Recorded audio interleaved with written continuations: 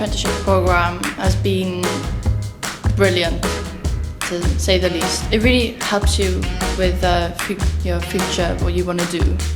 The junior apprenticeship's been good. There's been some rough patches, but there's going to be one to remember, that's for sure.